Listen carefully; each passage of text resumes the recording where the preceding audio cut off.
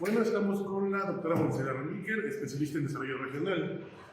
Doctora, para empezar, ¿qué es el desarrollo regional? Bueno, pues antes que nada, muchas gracias por la entrevista. Yo quisiera comentarte que el tema de desarrollo regional es muy amplio. ¿Por qué? Porque la palabra desarrollo es una palabra que engloba muchas cosas. Por ejemplo, tiene que ver con mejorar la calidad de vida, pero siempre como un proceso. ¿Qué significa? Que no tiene un fin. Siempre estamos caminando hacia mejorar la calidad de vida.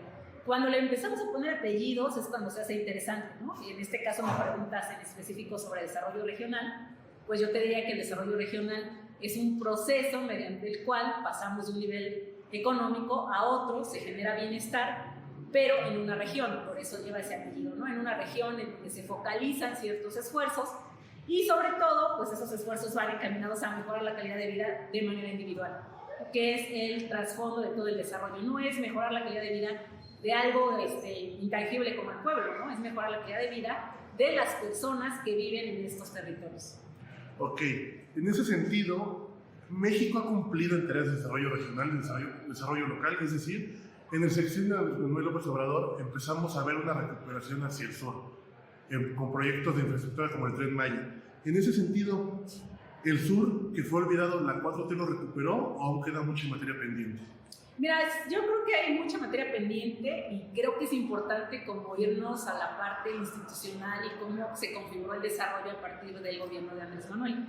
Andrés Manuel en su plan de desarrollo está esta parte de los grandes proyectos, ¿no? El proyecto de apoyo a los adultos mayores y de los jóvenes, y viene un apartado específico que se llama proyectos regionales, que es el apartado para estos proyectos que van a impactar en estas regiones. Solo son dos: el Tren Maya y el Interoceánico.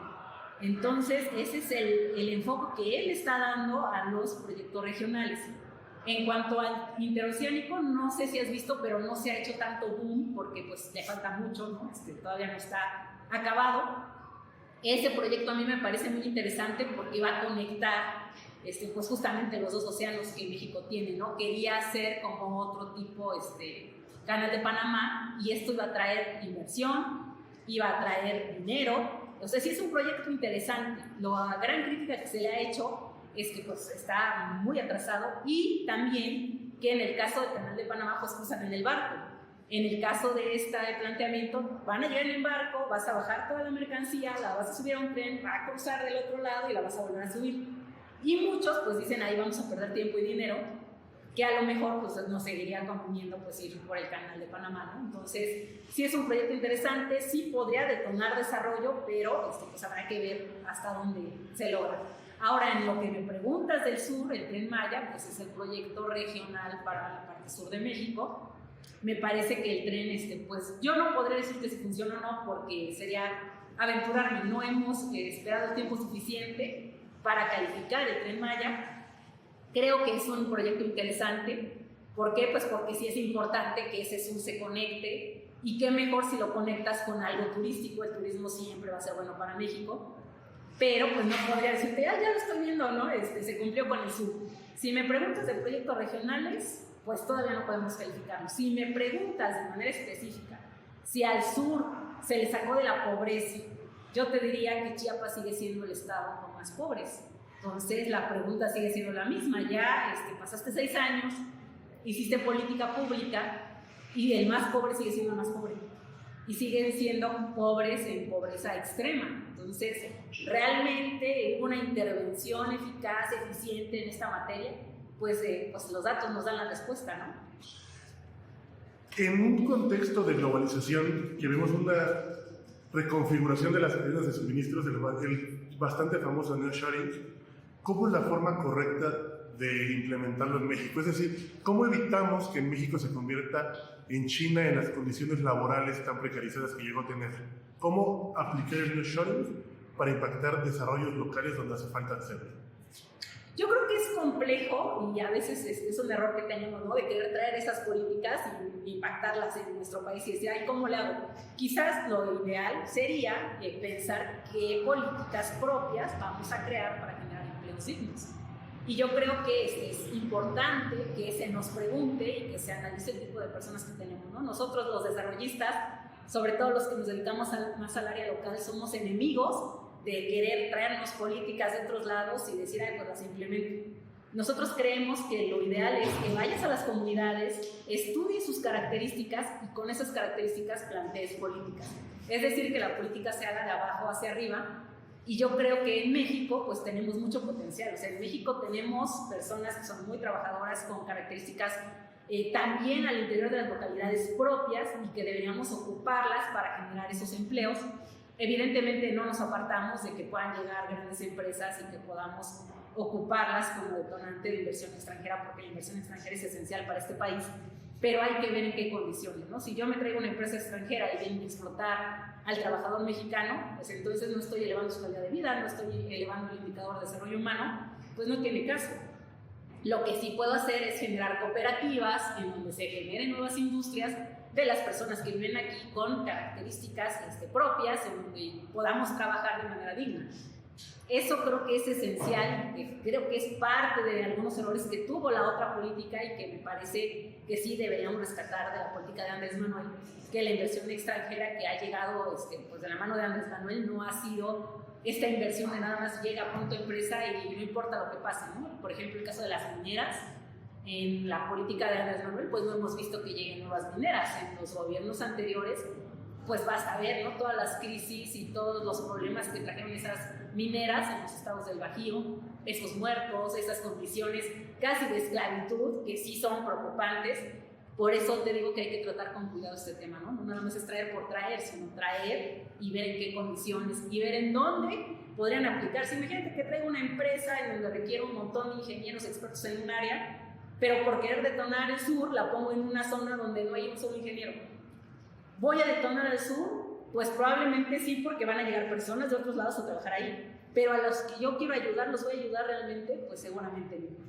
¿Cómo conciliar el desarrollo económico que puede llegar a ser depredador en sentido de los recursos naturales con el desarrollo sostenible? Es decir, ¿cómo fomentar la creación de empresas como mineras, por ejemplo, sin que haya un impacto masivo en la naturaleza? Una crítica que se le hace al Tren Maya es el impacto ambiental que va a generar, pero ¿cómo conciliar eso?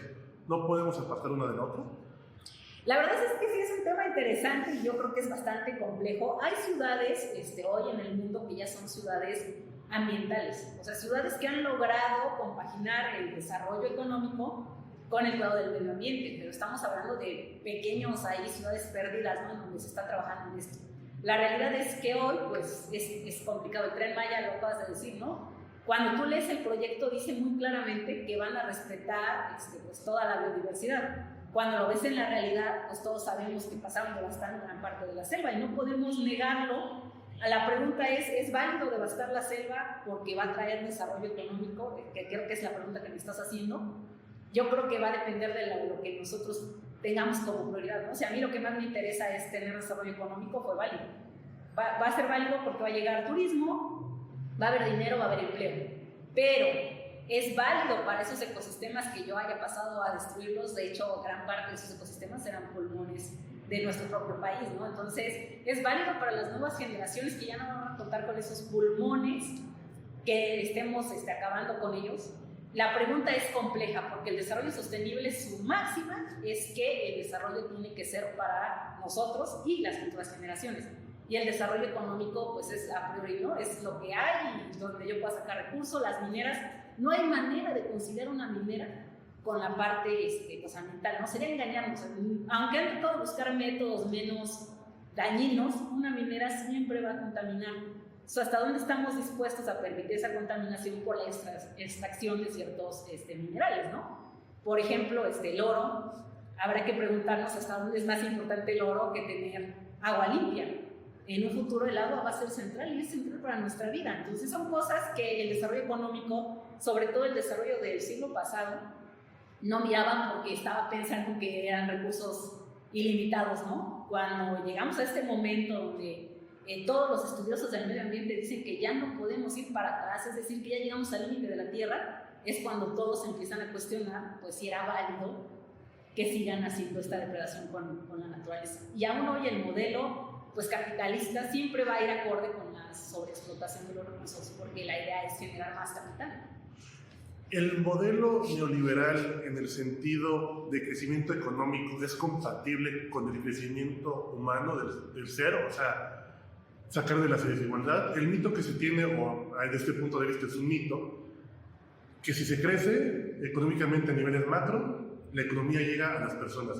¿Es verdad ese mito o nos quedamos en un tipo de narrativa que perdió la batalla histórica?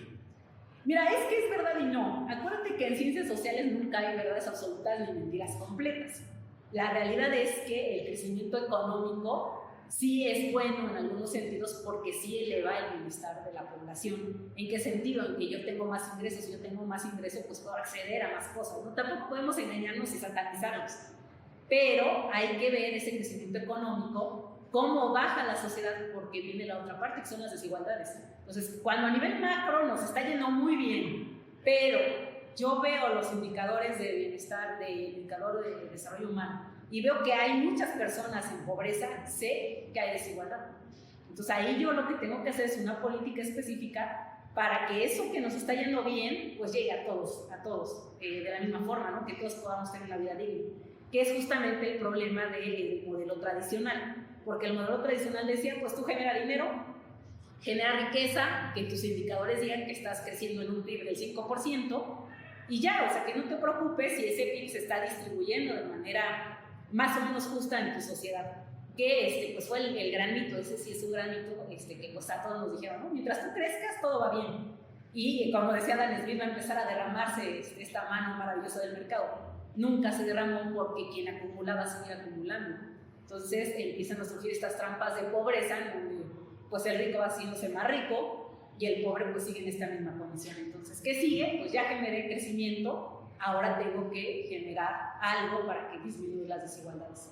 Pasando a casos concretos de desarrollo, usted díganos 3 casos que sean específicos, que hayan tenido la intención de detonar desarrollo en regiones del país o de Puebla, pero que su implementación haya quedado de ver. Yo siempre uso un ejemplo que me parece así excepcional, que es el de Audi. Audi era un modelo, justamente pues un modelo neoliberal, en donde yo traigo un polo de desarrollo y con esta idea neoliberal de yo como una empresa y mágicamente toda la región va a tener beneficios, y Audi acabó siendo un enclave. O sea, Audi ya sí tiene trabajadores, van a trabajar y regresan a su casa, pero la región, que es la que tenía que ser beneficiada, porque para eso estás llevando una empresa, pues todos sabemos que no fue así, ¿no? O sea, yo no he visto que los indicadores de calidad de vida de las personas, de pobreza, se hayan movido de manera significativa a partir de que llegó Audi. Entonces yo creo que Audi es el ejemplo claro de cómo yo puedo meter una empresa, traer inversión extranjera y aún así no generar el desarrollo para esa gente, ¿no? En particular. Y creo que parte del problema fue que estas personas, pues antes de que yo les pusiera Audi, tendría que haberlas preparado para trabajar en Audi, ¿no? Pues si no tienen la preparación, obviamente Audi va a contratar a expertos que van a venir de otros lados. Ahí tenemos un ejemplo de algo que quiso ser, o sea, pero no logró cristalizar. Yo creo que en el caso de Puebla tenemos ese ejemplo. Pudiera ser también cuando Mario Marín quiso invertir en la Mixteca y también fracasó. La Mixteca pues sigue siendo de las zonas más pobres de Puebla. Tenía un plan de desarrollo para la Mixteca, pues ese plan no floreció. Hoy la Mixteca tiene otro nuevo plan que surgió con Barbosa, que es ser un corredor de mezcal, ¿no? No sé si ustedes han visto que ya hasta lo anuncian, pero tampoco acabó de cristalizar. ¿Por qué? Porque la Mixteca pues, es una de las regiones a las que pues, históricamente han estado más olvidadas, y estos proyectos a veces impactan, pero no lo suficiente. ¿Por qué? Pues porque ¿cuánto se puede dedicar al mezcal? ¿Cuánto tiempo tarda en poder producirse el mezcal? ¿Cuánta preparación tienes para el mezcal? ¿Y cuántas personas están dispuestas a hacer el corredor del mezcal en Puebla? ¿No? En donde pues, la gente como que no relaciona el mezcal tanto con Puebla, lo relaciona más con Oaxaca, y entonces hacen el corredor allá, y pues nuestros productores se quedan aquí esperando que llegue el turismo. Tampoco hay una infraestructura, por eso es parte también de que no funcionan los proyectos. A ver, yo digo, voy a poner el corredor del mezcal, pero la carretera para el corredor está terrible, es insegura. ¿Cuántos turistas van a querer aventarse esa carretera con esa inseguridad? O sea, también el tema de inseguridad, de la seguridad, pues es importantísimo cuando yo quiero poner un proyecto de corte turístico. pues ahí tienes 3 proyectos que no han logrado cuajar y que pues sí los crearon pensando que pues ya los llevé y ya tienen que funcionar. Y como eso, pues hay un montón. Cuando quisieron darles animales a ciertas personas de comunidades en situación de pobreza, dicen ya van a vender sus animales y van a salir de la pobreza, y resulta que nunca pensaste cómo iban a alimentar a esos animales, ¿no? Pues sí, o sea, ¿de qué te sirve dar a estos animales? Por eso es importante que quien genera estas políticas pues vea el todo, ¿no? Cómo se les voy a dar, cómo les voy a alimentar, cuánto tiempo tienen que tenerlos, y no solamente ya fui, se los di, me tomo la foto y ya solucioné el problema. Quiero hacer 2 balances. El primer balance, que sea del sexenio de Andrés Manuel López Obrador, que ya terminó. ¿Qué retrocesos y qué avances hubo en materia de desarrollo local? El segundo, que no es tanto un balance, sino es una perspectiva. ¿Qué áreas de oportunidad tiene Claudia Sheinbaum para mejorar? ¿Y en qué se podría distanciar del proyecto de López Obrador? No en el sentido de una ruptura ideológica, sino de diferente implementación de políticas.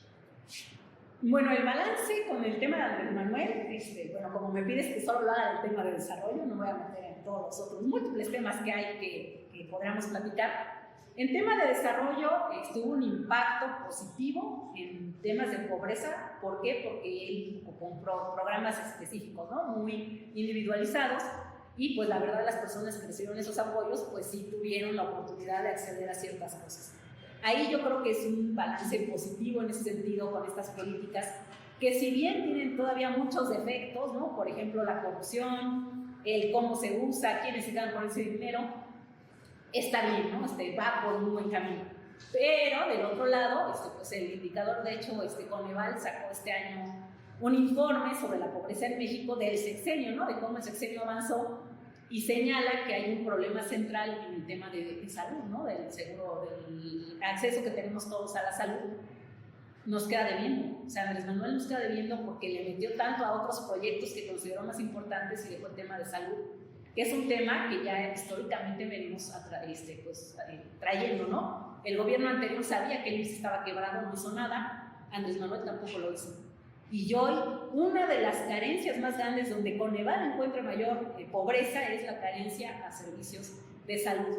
Es decir, si yo me enfermo y no tengo ningún servicio de salud, voy a caer en la pobreza, porque para poder acceder a la salud pues es bastante caro. Entonces ahí sí nos quedó de ver Andrés Manuel. Yo creo que en temas de desarrollo pues es esencial, como pues todos los expertos en desarrollo lo dicen, ¿no? Son varios indicadores que a mí me dicen si alguna cosa va bien o va mal. El indicador de salud es uno de ellos, y hoy pues está quebrado, ahí nos falló.